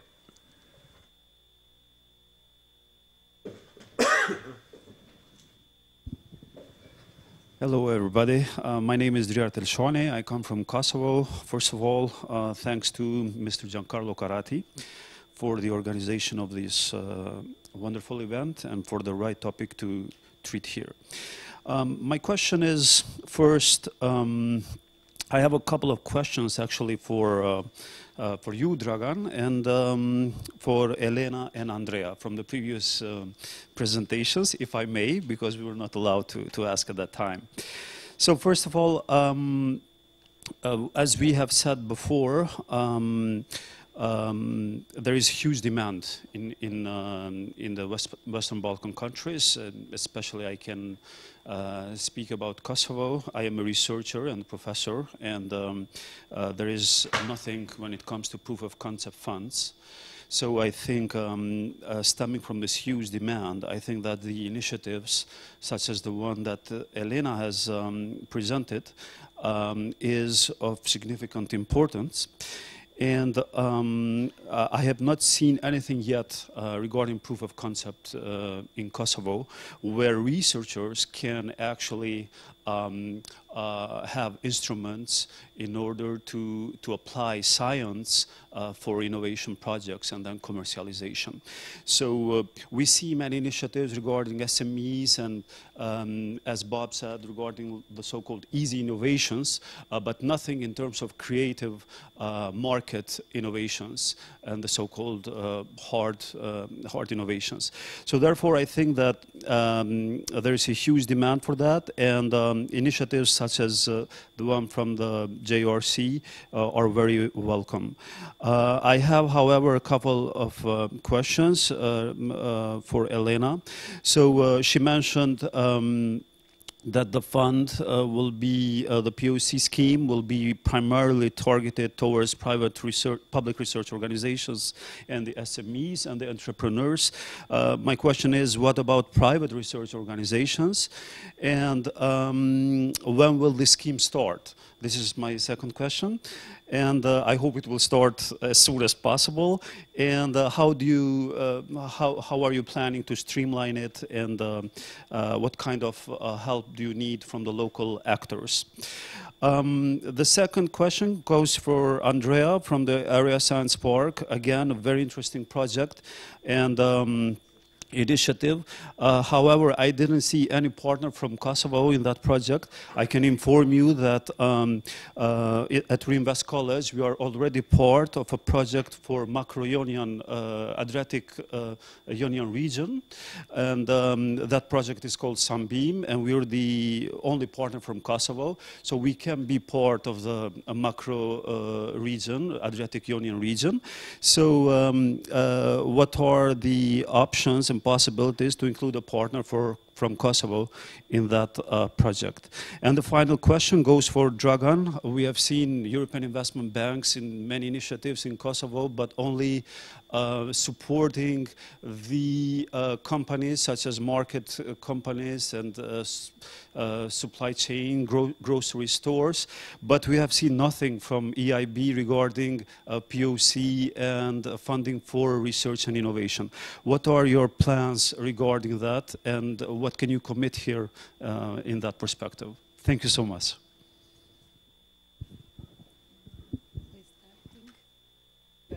Yes, hi. Thank you for this question. Indeed, I don't see a reason why this facility will not be open to privately funded universities. Yeah, that's something that should be considered. Yeah. And the second question regarding the starting date, well, first, so to say, the development cycle of this facility has started first with these market assessments that we and the colleagues from the European Investment Bank have concluded. The next stage is to better understand how we can shape that in terms of a possible structure. And then what we need to do is to make a formal proposal to DG NEAR, because they are the entity that can provide the funding for this facility. So it's very difficult for me to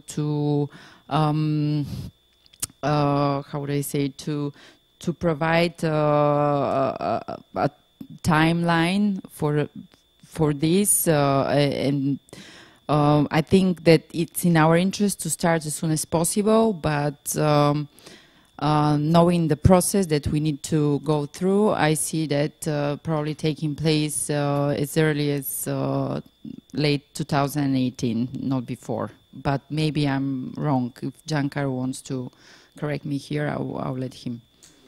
Depends on the availability of the funds. It's a process. It's a process that needs to take place. Depends on and how much money is left in it. That's difficult. Yeah. Okay, so thank you for your question. Actually, you're not the first one to ask me this question.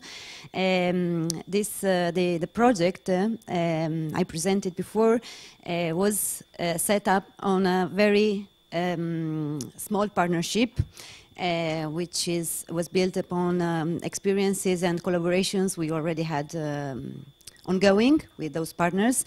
And as you have seen, we have some very tight timing and very strong objectives also. So we just wanted to start with the nucleus of committed partners, but the aim is that of extending this network to other countries, other partners that may be interested in joining it. So this is a process that is going to start with the next year, and we will open it slowly towards other partners. But as you mentioned before, you are already partner in another Adrian project, and as you know, we may also we are asked actually to contaminate each other. So we will have for sure the opportunity to collaborate and to integrate our experiences. And to answer your question, if you had asked me 10 years ago, is EIB going to fund R&D, I would say no, what are you talking about?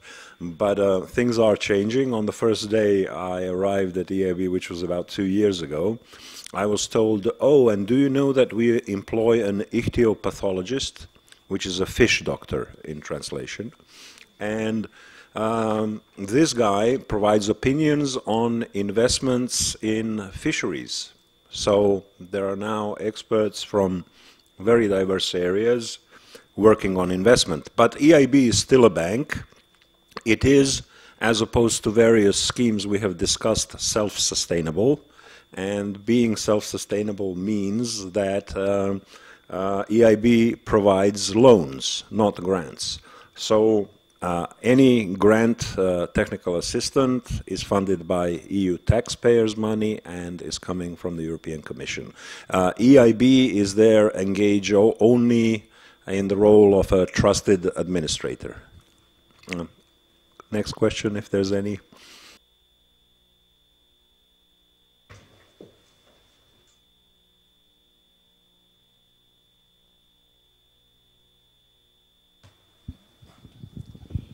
Thank you very much. My name is Dragoș Șeuleanu. I'm from Romania, from Măgurele High Tech Cluster. It's an organization created around the most powerful laser in the world, which will be open in 2019.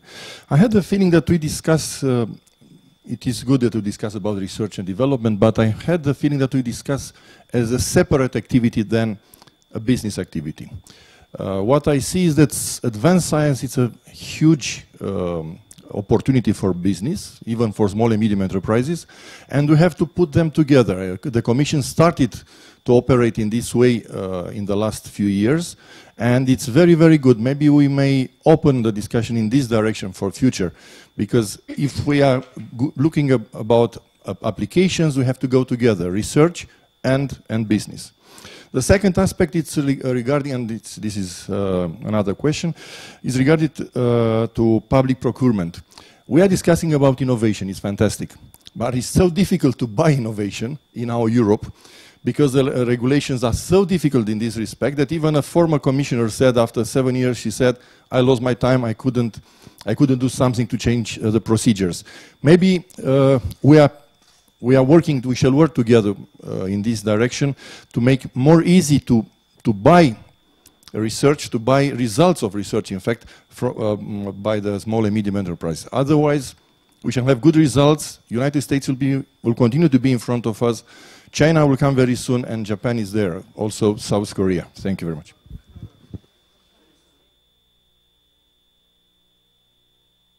As a member of the Commission, maybe I should reply.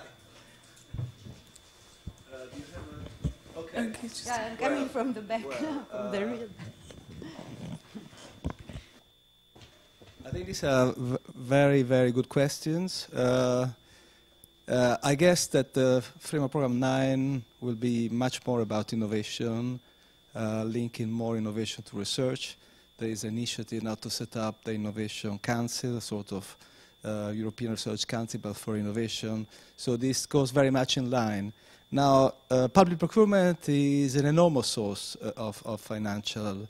It is estimated to be about 16 to 17% of the GDP. So innovative procurement is certainly on the agenda of DG GROW. It is very difficult. So I cannot tell you more. I know I can just tell you that it's very important, and we'll try to do what we can from our end. But thanks a lot for raising this. We have another question in the back.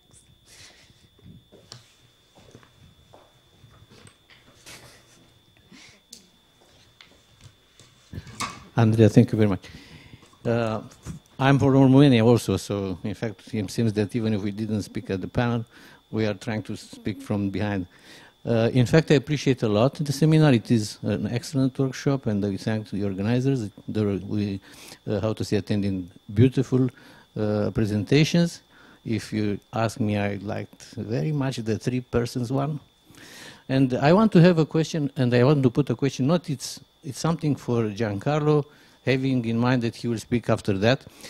My preoccupation is the following. We have here a lot of countries describing their projects. We have a good initiative starting from Andrea's point of view regarding a kind of common project for these countries around us. But is there in the GRC preoccupation, or even European Union, a kind of idea of developing the Balkans area, not only Western or Eastern, altogether in a kind of regional type of investment or strategy, like for instance Danube strategy? That would be, in my opinion, an excellent idea. So thank you very much. Thank you.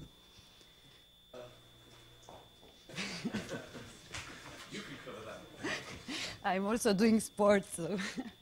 Thanks a lot for, well, we are now today discussing the Western Balkans because we are having the opportunity of a fund, EDIF, which is being designed for the Western Balkans. So it's useless. But the fact that you're invited here today, together with other members from other countries in the Eastern Europe, we have Turkey, we have Moldova, we invited Ukraine. Unfortunately, they couldn't come.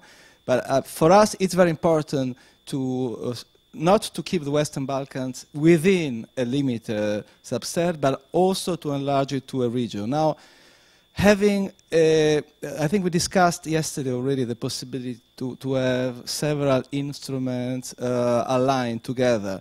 It's very ambitious. It is not easy because the legal bases are different. Sometimes even the ministry are different. But the fact that the practitioners are here, I think, is a very good sign that at least at the level of operation, we can certainly have similar views, we can probably access to same information, and that will ease also the possibility that policy instrument will be harmonized. Thank you. We have one more question here. Ah, it's okay. Okay.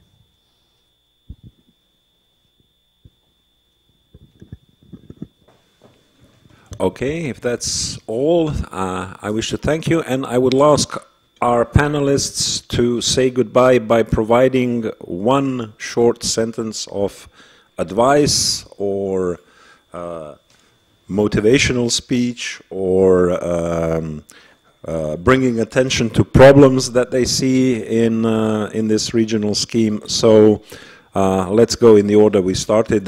Milena. Thank you.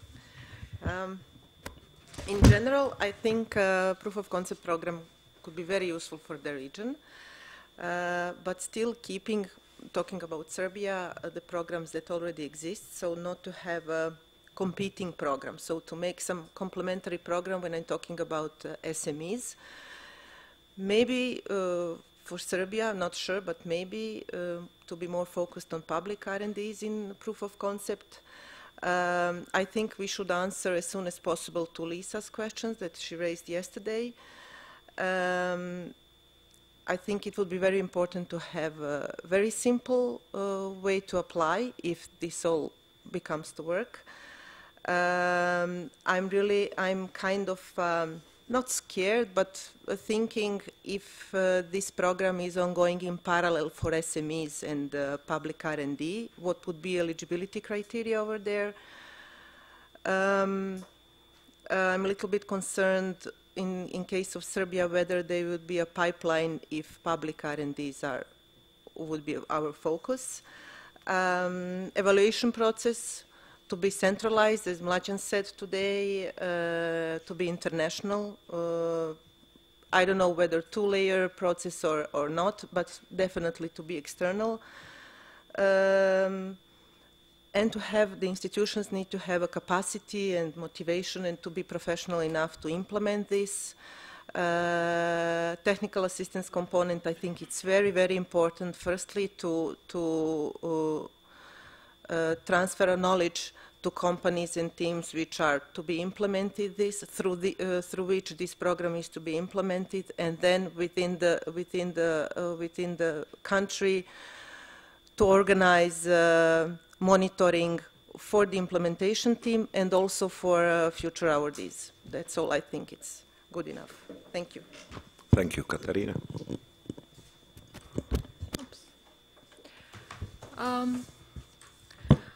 I would only like to add to what my colleague said, that I think that it's always beneficial for the potential applicants, for the potential beneficiaries to have diverse offering of support instruments, because beneficiaries not always find their interest in a specific type of instrument and sometimes change their preferences during their lifetime and during their innovation activities.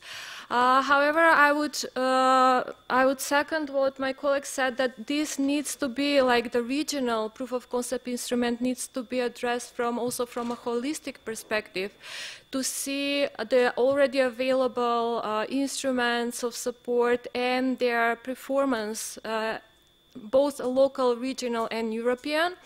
But also in a context of other policies such as education policies and economic policy, for example, the favorable business environment and so on, which can be very diverse into the different national ecosystems.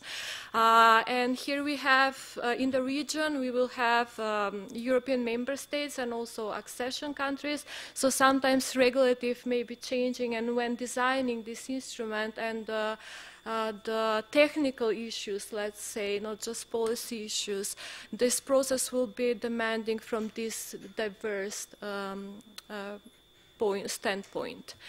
As for the way forward, I think that we need to more actively participate in the process of development of such an instrument, so not to be surprised afterwards when we see outflow or, let's say, I don't know, competition with the national instruments. And of course, this is on us. I mean, we need to take an active role in the process, and I hope that in future the initiators and the project will contact us, and there would be more activities to actively involve the stakeholders into the design process. Thank you.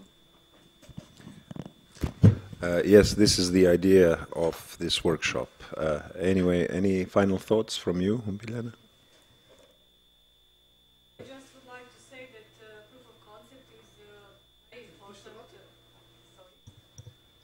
I just would like to say that proof of concept is very important mechanism for supporting innovative ideas in early stage of their development. Thank you, organizers, for this conference. It is very useful for us because we can take into consideration lessons learned here, and we will consider possibilities of introducing proof of concept in innovation system of Republic of Srpska. But it is very important to create conditions for proof of concept because, as I said, we are faced with lack of human resources and other resources in search and innovative activities. So it is important to work on other strategic goals in the field of science and technology. First of all, the strategic goals related to the development of human resources and creating conditions for increased investment in research and innovation. Once again, thank you. Thank you. Darko, final comment? Okay, thank you. First of all, I really like to answer one question.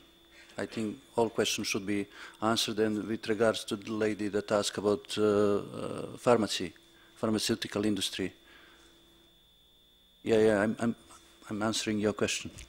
Okay. First of all, I would like to say that Balkans area that has one of the area in the world that has the most endemic species. It is area around the Ionian Sea. So first one is Greece, then Albania, and on third place is Montenegro with endemic species. I think we have 221 endemic species, I think. So biodiversity is huge, very strong.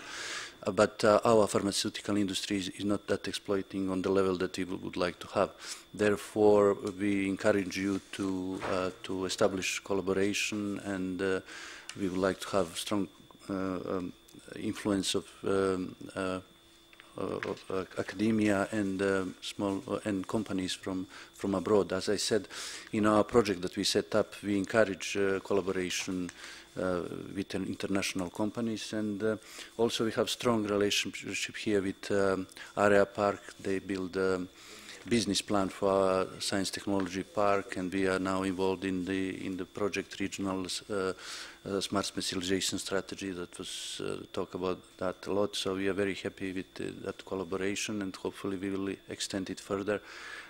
So before waiting for this fund and everything else, you can try with Eureka, because we are a member of Eureka, and through the Eureka you can start the project, establish collaboration with Montenegro, and that goes quite fast in comparison with other instruments. So I think that will answer that question, and we can exchange information later.